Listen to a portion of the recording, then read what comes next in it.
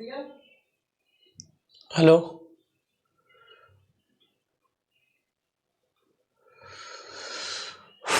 Hello dear student, आप सभी का स्वागत है अपने यूट्यूब चैनल डियर प्रतीक क्लासेज में।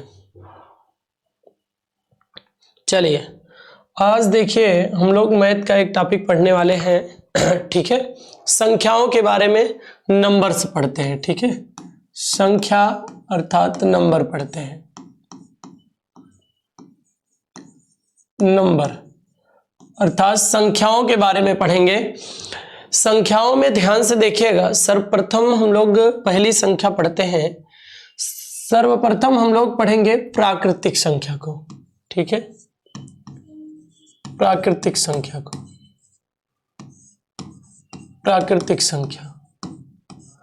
ठीक है, नेचुरल नंबर, नेचुरल नंबर को पढ़ेंगे, प्राकृतिक संख्या को। ठीक है, नेचुरल नंबर। ध्यान से देखिए, प्राकृतिक संख्याएं क्या होती हैं। तो प्राकृतिक संख्याएं ऐसी संख्या होती है जिनका प्रयोग हम लोग गिनती के लिए करते हैं, अर्थात गिनने के लिए करते हैं। उन्हें हम लोग क्या कहेंगे? प्राकृतिक संख्या कहते हैं। अर्थात जिनका प्रयोग हम लोग किसके लिए करते हैं? जिनका प्रयोग गिनती में किया जाता है, गिनती में किया जाता है, उसे हम लोग क्या कहेंगे? उसे हम लोग प्राकृतिक कहेंगे। ठीक है, उसे हम लोग प्राकृतिक संख्या कहते हैं। गिनती में प्रयोग किया जाता है, इसका क्या अर्थ है? इसका अर्थ है जैसे किसी सामान को गिनना हुआ तो हम लोग कभी जीरो से स्टार्ट नहीं करते हैं, करते हैं 1 2 3 4 5। ठीक है, ऐसी संख्याओं को हम लोग जिनका प्रयोग गिनती में किया जाता है उन्हें हम लोग क्या कहेंगे? प्राकृतिक संख्या अर्थात नेचुरल नंबर कहेंगे। ठीक है, फॉर एग्जाम्पल के लिए हम लोग यूज कर सकते हैं 1 हुआ, ठीक है, 2 3 4 5 6 7 8 9 डॉट डॉट डॉट। ये सभी संख्याएं कौन सी संख्या होती हैं? ये सभी संख्याएं क्या होती हैं? प्राकृतिक होती हैं। ठीक है, अब दूसरे स्थान पे हमें जो है एक बात समझ में आती है। यहां से आप देखिए गिनती की संख्याएं ऐसे लिखी जाती थी 1 2 3 4 5 6 7 8 9 10 11 12 13। ठीक है, ऐसे करके संख्याएं लिखी जाती थी। तो आर्यभट्ट जी पूछते हैं, आर्यभट्ट जी ने पूछा, कभी ये जानने की कोशिश किए कि ठीक है, गणित के लोग इसका नाम तो रखे हैं 1, इसका नाम रखे हैं 2, ठीक है, इसका नाम रखे हैं 3 4 5, ऐसे करके। तो इसमें ये 1 तो है, ठीक है, इसका स्थान पता है, लेकिन ये जो अंक लिखा जाता है 0, जिसको हम शून्य कहते हैं प्यार से, इसका स्थान नहीं पता कि श्रृंखला में इसका स्थान कहाँ है 0 का, अर्थात 0 का स्थान कहाँ होता है, ये कोई जवाब उनको नहीं दे पाया। तो आर्यभट्ट जी ने इस बात को खोजने निकले और 0 की खोज कर दिए। 0 की खोज किसने की थी? आर्यभट्ट ने। तो आर्यभट्ट ने किसकी खोज कर दी? 0 की। उन्होंने बताया, जब उनसे प्रश्न पूछा जाने लगा कि इसका स्थान कहाँ होता है, तो उन्होंने जवाब दिया। और उन्होंने केवल क्या किया? इसके आगे के पद को ऐसे करके मिटा दिया।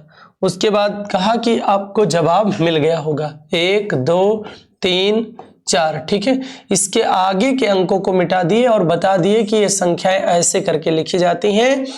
और जब ये संख्याएं ऐसे करके लिखी जाती हैं, यहाँ 1 लिखने का अर्थ होता है एक बार कहीं 0 ऊपर हो चुका है। एक बार होने का मतलब एक बार ये कहीं ऊपर हो चुका है। 21 का मतलब 2 बार, एक ये और एक ये 2 बार 1 आ चुका है ऊपर। ठीक है, ऐसे करके किसकी खोज हो गई? किसकी खोज हो गई? शून्य की। किसने की? आर्यभट्ट जी ने। और जब शून्य आ गई श्रृंखला में इसमें, तो इसका नाम चेंज हो गया, अर्थात इसको और आगे तक हम लोग बढ़ा दें तो इसी को क्या कहा गया? इसी को कहा गया पूर्ण संख्या। आज तक संख्याएं पूर्ण नहीं थी, लेकिन अब संख्याएं क्या हो गई? पूर्ण हो गई, अर्थात इसका नाम है पूर्ण संख्या। तो हम लोग कह सकते हैं पूर्ण संख्याएं ऐसी संख्या जिसमें शून्य सहित, अर्थात लिख सकते हैं शून्य सहित सभी प्राकृतिक संख्याएं, सभी प्राकृतिक संख्याएं,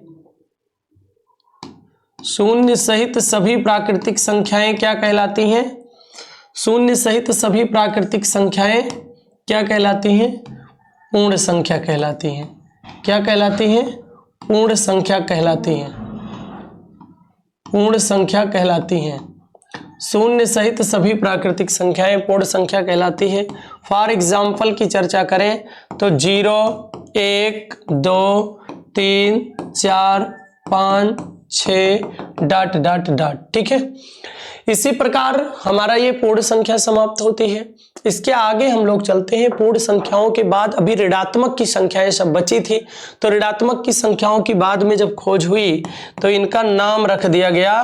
पहले प्राकृतिक थी और उसके बाद शून्य के आ जाने से संख्याएं पूर्ण हो गई। अब उसके बाद नाम इसका रख देते हैं कौन सा? पूर्णांक अर्थात इंटीजर। आज अभी संख्याएं पूरी नहीं है। पहले क्या हुआ करता था, यहां तक संख्याओं अर्थात बड़ी संख्या में से छोटी को माइनस करना पड़ता था। 6 में से ही 5 घटाया जाता था। ठीक है। गलती से किसी ने एक बार पहले ये सोचा कि हम 5 में से 6 घटाएंगे, 5 में से 6 घटाएंगे तो -1 आएगा। अब इसका स्थान पता ही नहीं है आगे कहाँ है -1 का। जब इसके स्थान का पता चला तो ये क्या कहा गया कि अब संख्याएं अभी पूरी नहीं थी, अब जो है संख्याएं पूरी हुई थी, अब इसका नाम रख दिए पूर्णांक। आज अंक जो है पूरा हो गया, अर्थात इसमें बताएंगे ऋणात्मक की सभी संख्याएं, ऋणात्मक की सभी संख्याएं शून्य सहित धनात्मक की सभी संख्याएं, धनात्मक की सभी संख्याएं क्या कहलाती हैं? धनात्मक की सभी संख्याएं पूर्णांक कहलाती हैं। क्या कहलाती हैं? पूर्णांक कहलाती हैं। जैसे फॉर एग्जाम्पल हमें बताना है तो हम लोग बता सकते हैं -5 ... कर देंगे, मतलब इससे भी छोटी होती है संख्याएं। -4, -3, -2, -1, 0, 1, 2, 3, 4, 5 फिर ... ठीक है। इसी प्रकार हमारे कौन समाप्त हो जाते हैं, अर्थात इंटीजर समाप्त हो जाते हैं, हमारे पूर्णांक समाप्त हो जाते हैं। ठीक है। ये संख्याएं किस में आ जाएंगी? पूर्णांक में आ जाएंगी। इसके आगे हम लोग चलते हैं। पूर्णांक हमारा समाप्त हो जाता है, प्राकृतिक पूर्ण पूर्णांक समाप्त हो गया। अब हम लोग चलते हैं, सर्वप्रथम देखते हैं सम संख्या को। ठीक है, सम संख्या को देखते हैं। अब सम संख्या क्या होती है आप बताइए? सम संख्याएं ऐसी संख्याएं, आप सभी को पता होगा सम संख्या में कौन संख्याएं होंगी? ऐसी संख्याएं क्या होंगी? ऐसी संख्याएं जिन्हें हम लोग क्या कह सकते हैं? ऐसी संख्याएं जो 2 से, ऐसी संख्याएं जो 2 से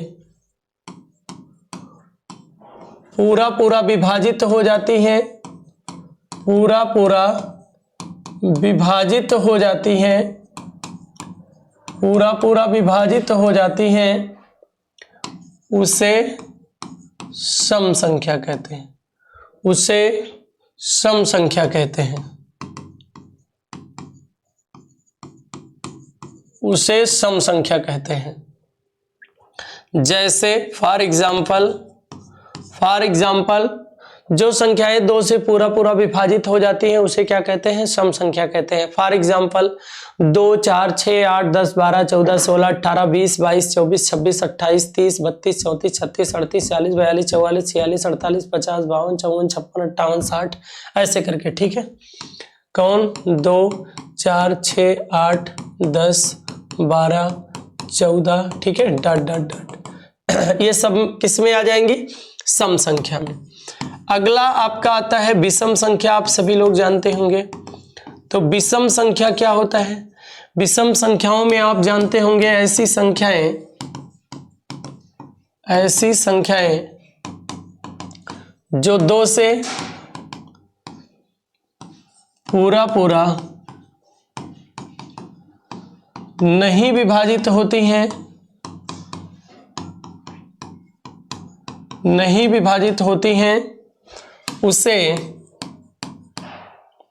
उसे जो दो से पूरा पूरा नहीं विभाजित होती हैं उसे विषम संख्या कहते हैं, उसे विषम संख्या कहते हैं,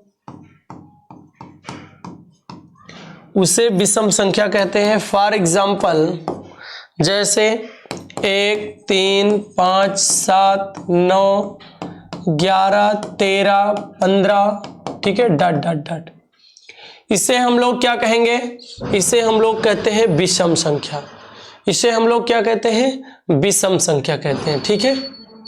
तो हमारा इसी प्रकार जो है विषम संख्याएं भी समाप्त हो जाती हैं। इसके आगे हम लोग चलते हैं, भाज्य संख्या को देखते हैं।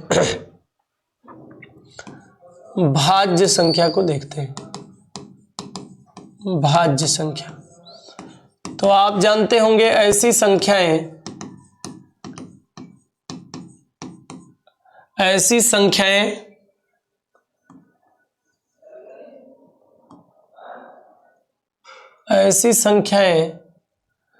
जो एक और स्वयं के अलावा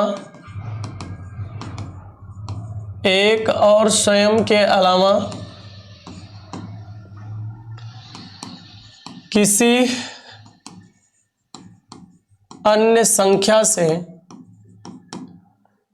अन्य संख्या से भी विभाजित होती हैं, अन्य संख्या से भी विभाजित होती हैं, उसे भाज्य संख्या कहते हैं।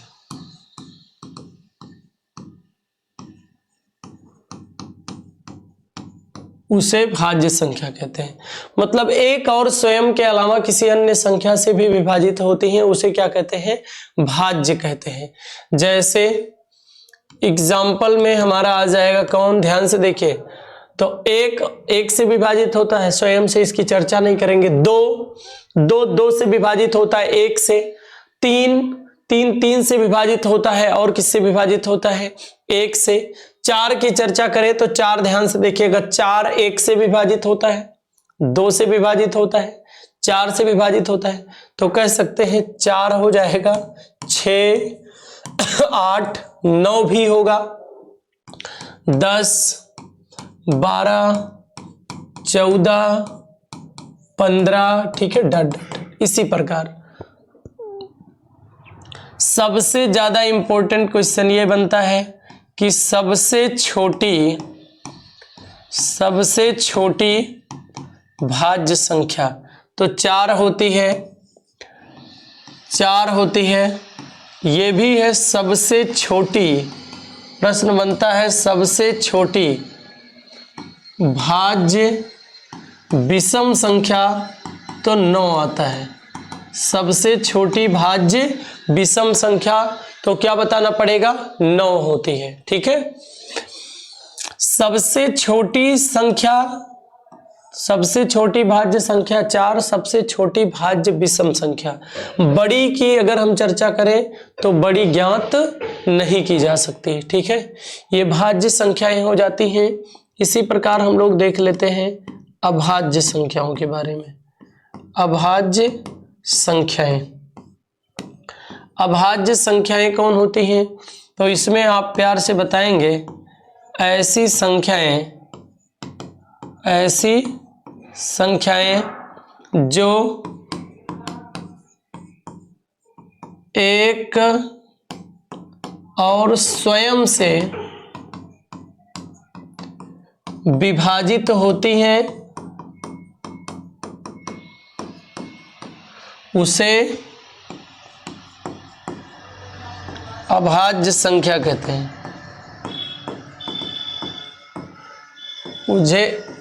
उसे अभाज्य संख्या कहते हैं, ठीक है।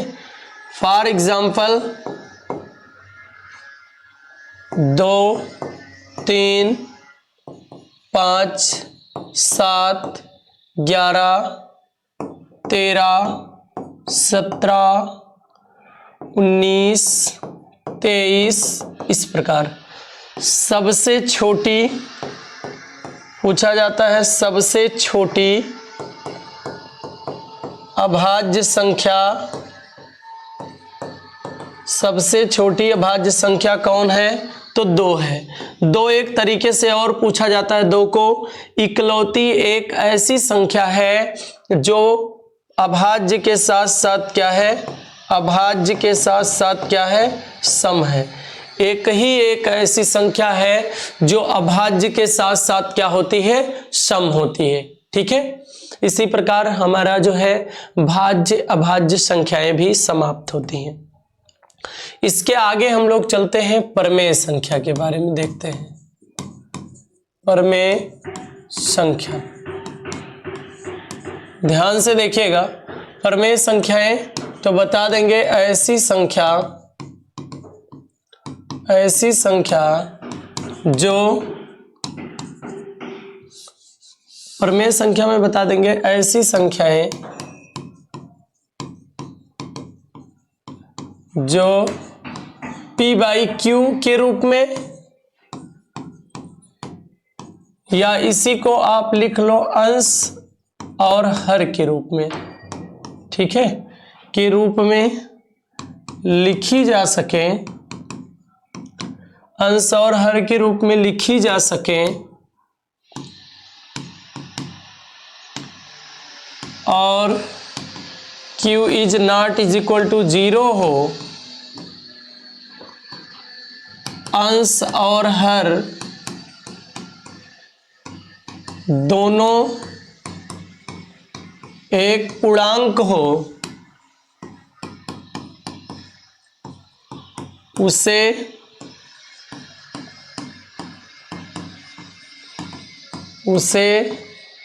भाज्य संख्या, उसे प्रमेय संख्या कहते हैं, उसे प्रमेय संख्या कहते हैं।